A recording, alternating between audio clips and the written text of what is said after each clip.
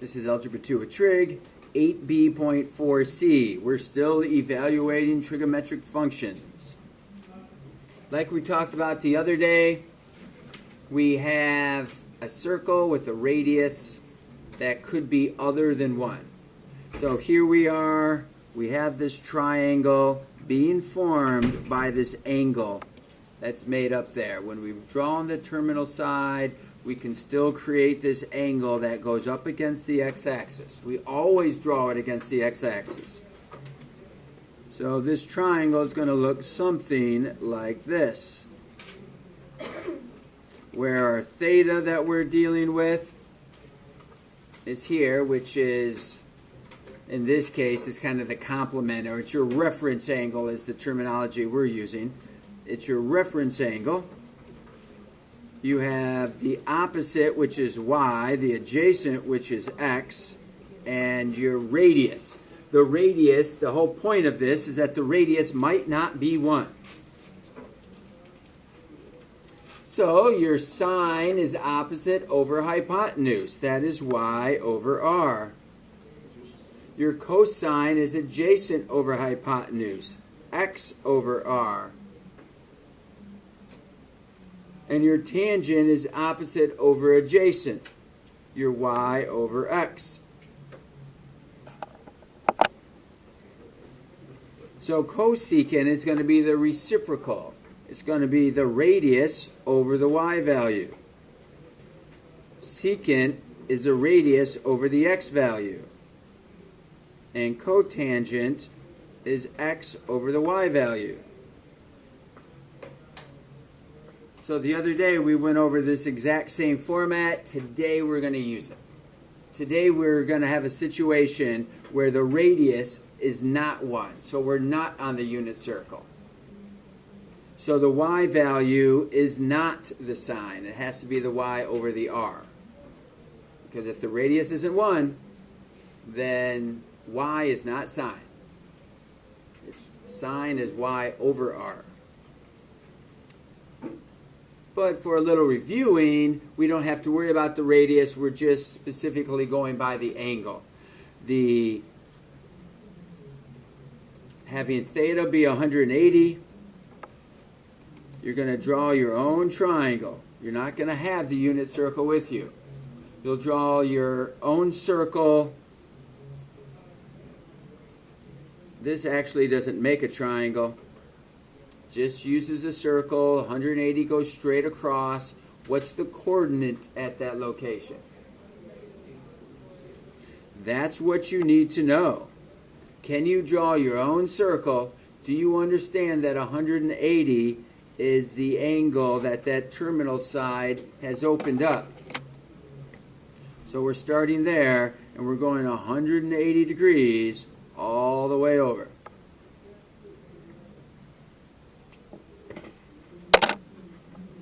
So we come up with this coordinate. So now, since this doesn't have a coordinate in the question, we don't have to worry about the radius being anything but 1. We can treat this just as cosine sine. So the sine of 180 is going to be 0. The cosine of 180 is going to be negative 1. And the tangent of 180 is going to be the y value divided by the x value, which is 0.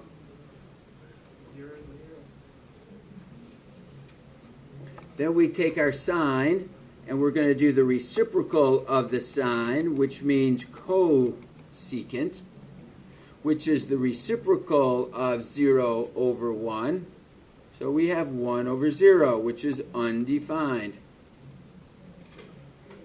And then secant of 180 is the reciprocal of negative 1 over 1, which is 1 over negative 1, which is just negative 1. And then cotangent. If we had 0 over negative 1 for tangent, then now we're going to have negative 1 over 0, which is undefined.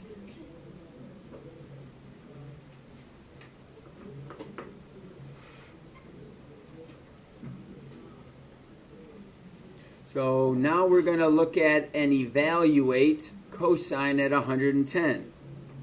Well, there's two ways we could do this. We could find the coterminal that is positive, the positive coterminal of negative 210, add 360 to this, and you'd get 150. And you could plot your 150 degrees. Or you can just do 210, which is 180 takes you to here, and 30 more degrees takes you to 210 from 180. That means we're coming straight across. Be aware that there are really 3 notches in each of the quadrants. And what you're trying to figure out is, where is your terminal side landing? Is it landing on one of those notches? And which notch is it landing on? Which angle value is it landing in? So here is our triangle that is formed.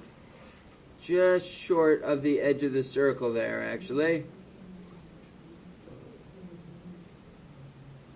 So you see that this is long to the left and short going up. Long is root 3 over 2. Short is a half. You don't have to memorize these coordinates. You just need to be able to determine what the coordinates are. So those are our coordinates. It doesn't matter if you do the negative 210 or if you convert this to 150. It's still going to be the same notch over here, and it's still going to have the same coordinates. So the cosine of negative 210, which is the same thing as cosine of 150, is going to be the x value.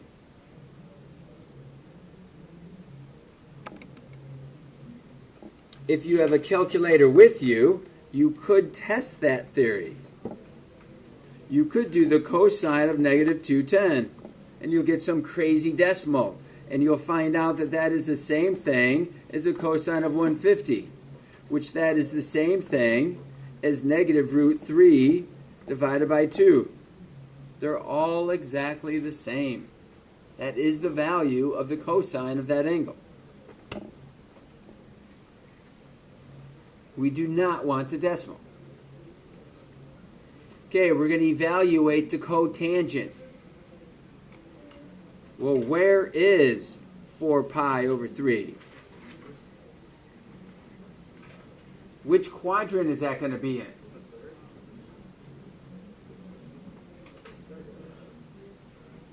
We have 3 values. We know that this is larger than 1. 3 pi over 3 would be exactly 180. 4 pi over 3 is another 30 degrees past it. Well, the first one from the x-axis is the 30, then comes the 45, then comes the 60. We are 60 degrees past it. So I'm going to draw my terminal side right there. That is 4 pi over 3. If you want to think 1/3, 2/3, 3/3, 4/3, you could do that. So we're going to make a triangle. And there's our triangle. It has a short side and it has a long side. Notice which tick mark this is in. It's very important to know which tick mark this falls in. Does it fall in the middle, so it's equal for x and y? Or is the x shorter and the y longer? We have a short x and a long y. There's your coordinate. We're doing cotangent. Well, we know that tangent is y over x. Well, you can calculate that if you want. But we need x over y. So let's just do it. X value over the y value. So how do you calculate that? You multiply by the reciprocal. And that means the 2's are going to cross out. And you have 2 negatives, which makes a positive. So really, you have 1 over root 3. Which, of course, you all are already saying it, you have to rationalize the denominator. And there you are. The cotangent is root 3 over 3.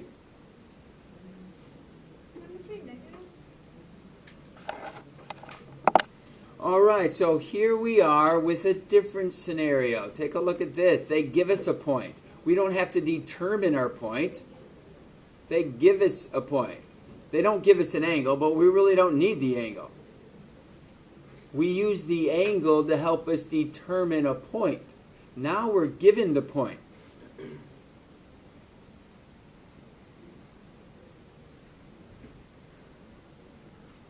Most likely the angle that they're giving us, well, they give us a point, and the point that they give us would create an angle that's not even on the unit circle. Let's take a look.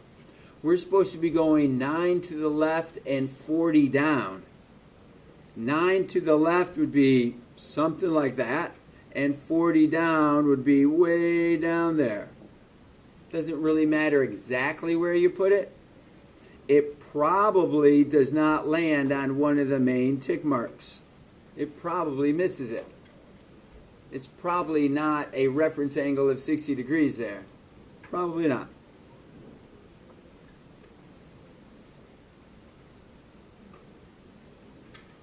We have a negative 9 for the x and a negative 40 for the y.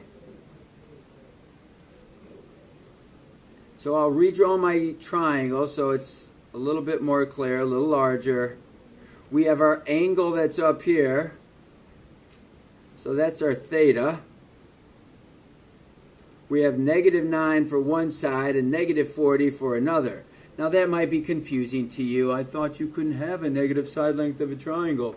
It's not so much negative, it's a direction compared to the origin. It's to the left. So that's why we call it negative x. But when we do our calculation to help us figure out the hypotenuse, which is the radius of this circle, r squared equals negative 9 squared plus negative 40 squared. Don't make the mistake and say that negative 9 squared is negative 81. That's what some people are going to make their mistake, because you're going to do this, and you'll get negative 81. But here you're only squaring the 9 and you're timesing it by negative. You want to be sure that you use parentheses to square to get a positive 81.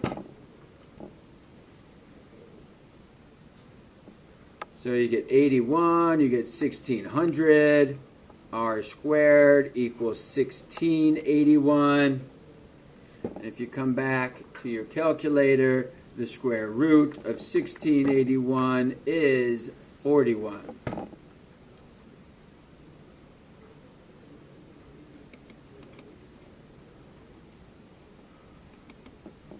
So now we know that the radius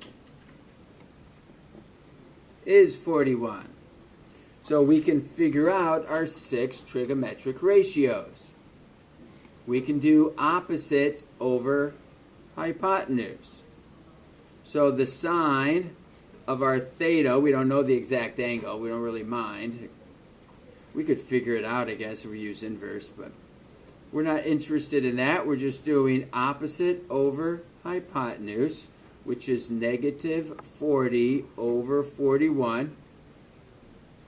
Cosine of this angle is adjacent over hypotenuse. And tangent is opposite over adjacent. And I'll just drop the negatives right now, and we'll just call it 40 over 9. Well, they want us to do 6 trigonometric ratios. So what are the other 3 that I don't have written?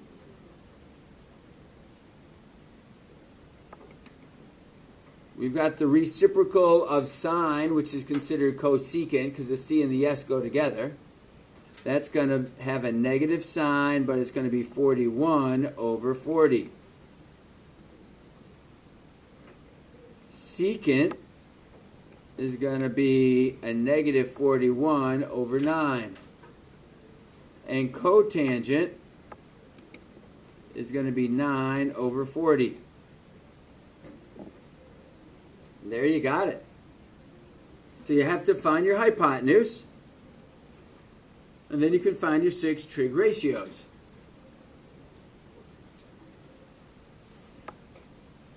Now, tell me what you think about this one.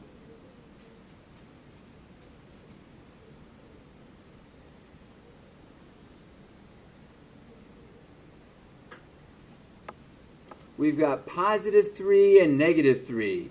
Positive 3 to the right, negative 3 down.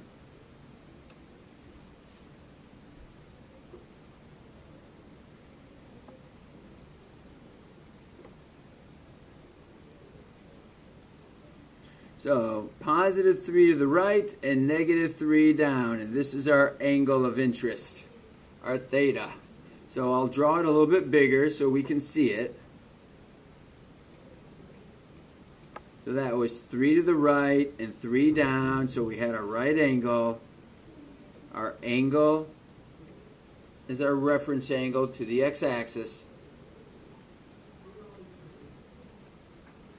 Now you might notice that the two legs are really the same length.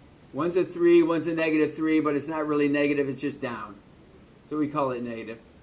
But mathematically, this is an isosceles right triangle. This is a 45, 45, 90 triangle. You already know the sine and the cosine and the tangent of a 45-degree triangle. But let's pretend you didn't realize that. So you think, oh boy, here's my radius. I have to do radius squared equals negative 3 squared plus 3 squared. So I get 9 plus 9. So I get 18. And my r value is going to be the square root of 18, which is the square root of 9 times 2. So the square root of 9 is 3. So I get 3 root 2 is my radius.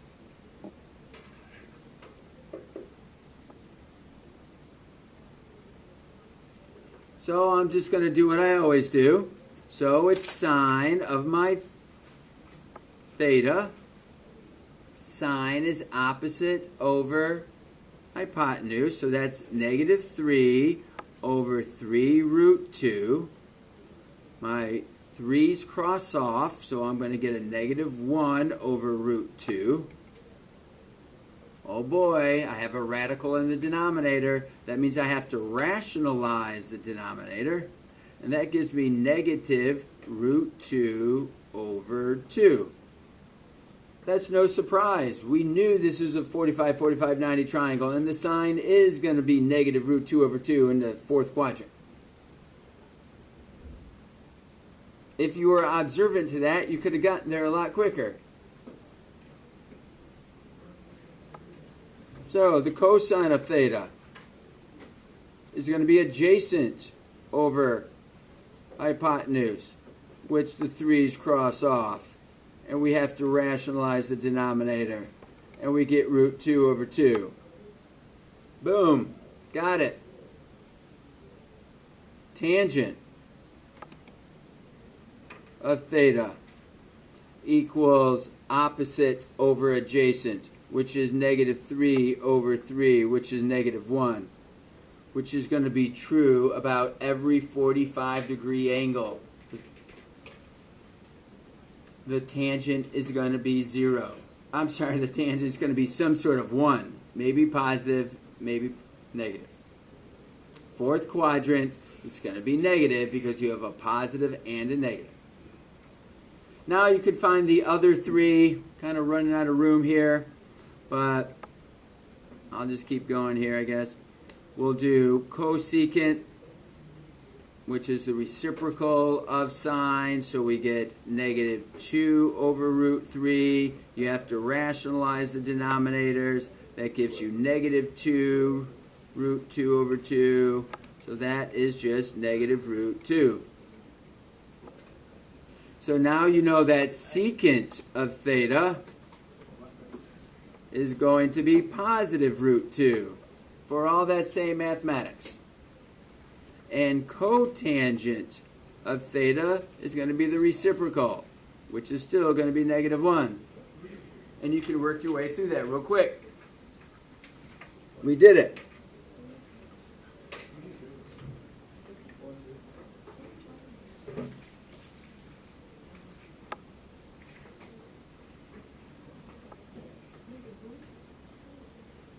In our next example, we have this coordinate -8, 15.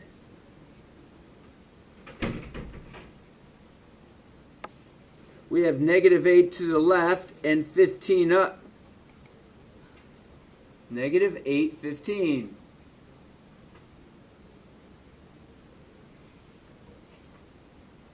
And our angle would be here.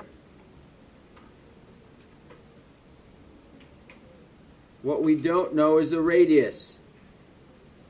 So r squared equals -8, that has to be in parentheses, and 15 squared. That's 64 and 225. That's 289. So r is 17. So now you know that r is 17.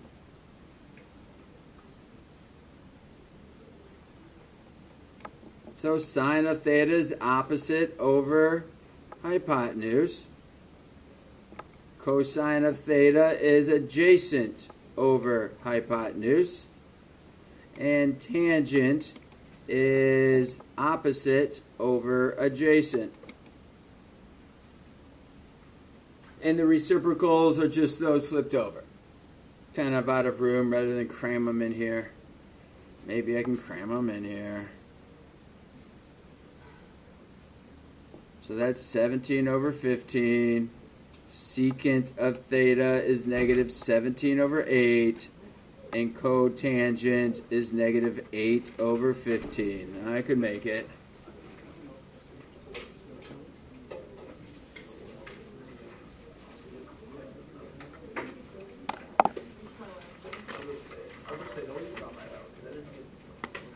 So here we have a new formula that we're using. On Earth, the horizontal distance traveled by a projectile, because of gravity on Earth is consistent for us, is launched at an angle of theta.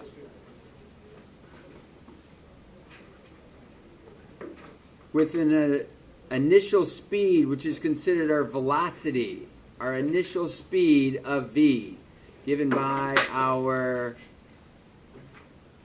formula here. You kick a soccer ball at an initial speed or at a velocity of 46 feet per second, and it's at an angle of 30 degrees.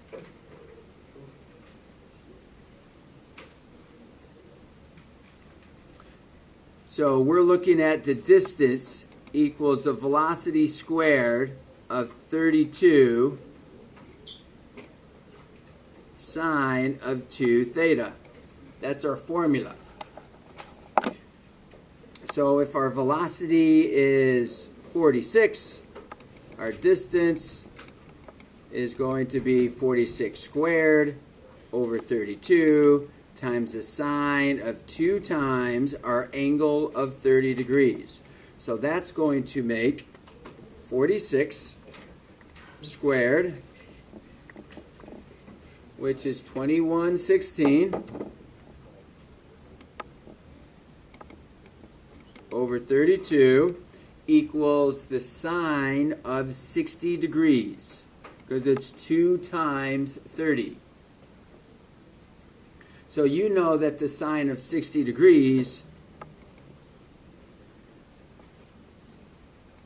thinking about a unit circle, 60 degrees is the 3rd notch. So that's going to be short for x and long for y. And if we're doing sine, we're talking about the y value. So that is √3 over 2. So you could do an exact answer by calling this 2116 over 64 √3. That would be an exact answer, and you could simplify that down, I'm sure.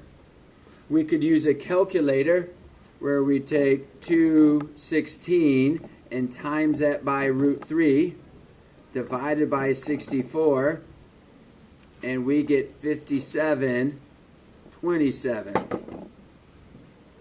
And this is a distance, so it would be considered feet.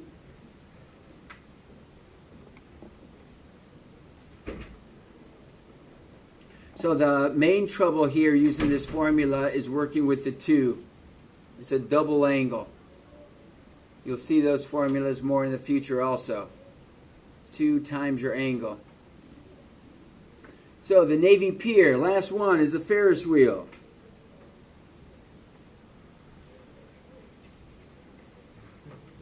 So we'll say that we have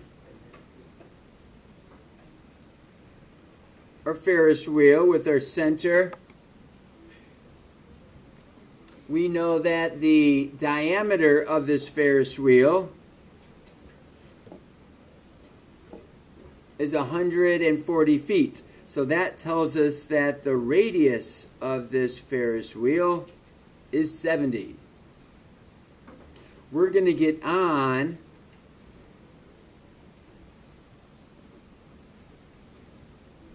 the Ferris wheel, and we're going to rotate 158 degrees.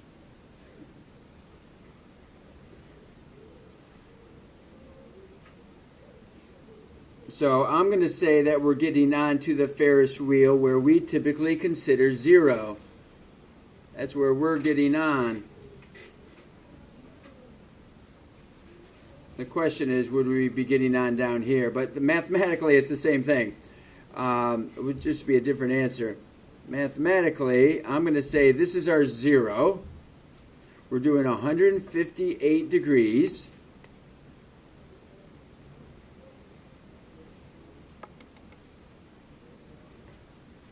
So you'd be hanging out here somewhere if you were on your Ferris wheel. We would make a triangle with that. Now notice that this is not exactly 150 degrees, so it's not the normal short and long that we're familiar with. So we have to do our calculations. If this is 158, this is going to be 22 degrees because it's whatever it takes to get back to the x-axis. The radius is 70. So I have to figure out how high off the horizontal I am. So that's going to be sine of 22 degrees equals opposite over the 70. So if we multiply by 70, we can know what y is. So we're just solving our right triangle at the moment. 70 times the sine of 22. Be sure you're in degree mode. And we get 26.22. That means this distance right there is 26.22. Now, how much further are we from this location? How long is that? That would be considered the radius. So this is an additional 70 feet. So we need to add 70 feet to that, which is 96.22. And then we are 10 feet off the ground. All right, now I see maybe why we did this problem wrong.